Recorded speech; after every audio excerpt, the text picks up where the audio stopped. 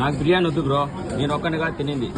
చాలా మంది ఉన్నారు, వాళ్ళకి పాయిజన్ అయితే ఏంది అది ఇది ముందే చూడు నువ్వు ఏదో అదేది పాయిజన్, అది పాయిజన్. అది నా దివాకర్ వాళ్ళ ఫ్రెండ్ని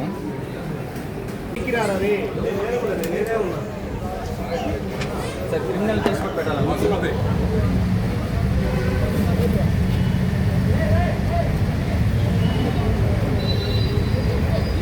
ఏం సార్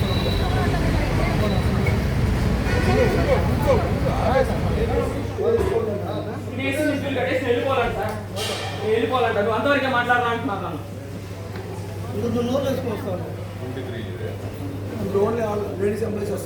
లేడీస్ ఎంప్లాయీస్ మీరు ఎందుకు పిలిపిస్తున్నారు? నా మీద దాడి చేస్తాను ఎవరు? నేను చచ్చిపోయింటే దిక్కు ఎవరు వచ్చింది నా ఫ్యామిలీకి? ఇప్పుడు నా కింద ఎందుకు వచ్చారు వాళ్ళు కొట్టేకి? ఈయనే కొడుకు వచ్చింది, ఇతనే తినేసి బిల్లు కట్టుకోమంటున్నాయి. PS4 ఎంప్లాయీస్, ఇది ధర్మమా? కొట్టడానికి వచ్చిన PS4 ఎంప్లాయీస్ కేసు పెడతామని బెదిరిస్తున్న PS4 ఎంప్లాయీస్. నేనే కావాలని చేసిన అంటున్నా PS4 employees. CC camera footage బయటికి తీయండి.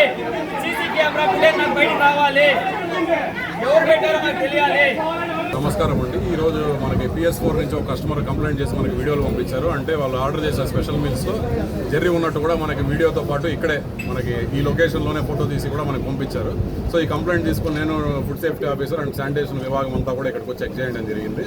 సో ఇక్కడ మన కిచెన్ ప్రెమిసెస్ అంతా కూడా చెక్ చేసాము. కిచెన్ ప్రెమిసెస్లో కూడా మనకి ప్రాపర్ స్టోరేజ్ టెంపరేచర్ మెయింటైన్ చేయకుండా వీళ్ళు నార్మల్గా మనం డే టు డే వాడే వెజిటేబుల్స్ కూడా ఫ్రోజన్ కంపార్ట్మెంట్లో దట్టు ప్రాపర్ టెంపరేచర్ మెయింటైన్ చేయకుండా పెట్టుకున్నారు.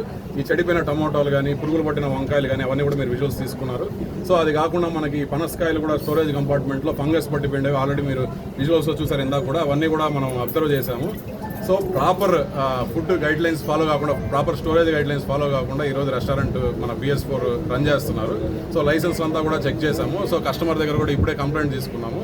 సో కంప్లైంట్ తీసుకుని దాన్ని వెరిఫికేషన్ చేసి ఇమీడియట్గా వీళ్ళకి నోటీస్ ఇష్యూ చేస్తాం మన మున్సిపల్ కార్పొరేషన్ తరఫు నుంచి. అండ్ ఈ ఫుడ్ శాంపుల్ కూడా ఏదైతే మనకి కంప్లైంట్స్ వచ్చాయో ఆ శాంపుల్స్ అన్నీ కూడా ఇప్పుడు వెరిఫై చేసి మన ఫుడ్ ఇన్స్పెక్టర్ గారు ఇప్పుడు దాని శాంపుల్ తీసుకొని ల్యాబ్కి పంపించడం జరుగుతుంది.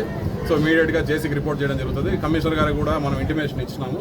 సో భారీ పెనాల్టీ దీని మీద మన రెస్టారెంట్ మీద ఇంపోజ్ చేసి, సో ఇప్పుడు ఆల్రెడీ కుక్ చేసి ఉండే ఫుడ్ శాంపుల్స్ కూడా మనం చెక్ చేస్తున్నాం. ఇంకెక్కడైనా కూడా ఇలాంటి ఏదైనా ఇన్సెక్ట్స్ ఏమైనా వాటిలో దొరికే అవకాశం ఉందేమో కూడా చెక్ చేస్తున్నాము.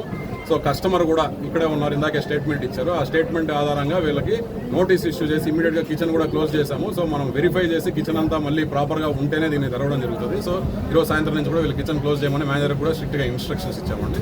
సో దానికి అనుగుణంగా మనం స్ట్రిక్ట్ యాక్షన్ తీసుకుంటాం. నగరపాలక సంస్థ ఆ కిచెన్ ఆల్రెడీ క్లోజ్ చేసాము, సీజ్ చేస్తాం.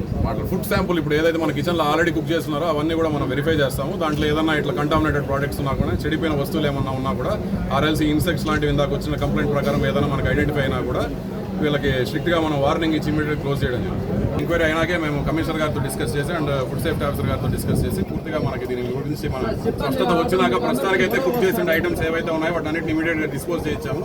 ఏదైతే మనకి ఇందాక కూడా మీరు చూసి చెడిపోయిన ప్రోడక్ట్స్ ఇవన్నీ కూడా పెట్టుకున్నారు, ఈ చెడిపోయిన ప్రోడక్ట్స్ అన్ని కూడా ఇమీడియట్గా డిస్పోజ్ చేసి వాటిని శానిటైజేషన్ తీసుకొని మన మున్సిపల్ కార్పొరేషన్ ఆఫీస్లో పెట్టడం జరుగుతుంది.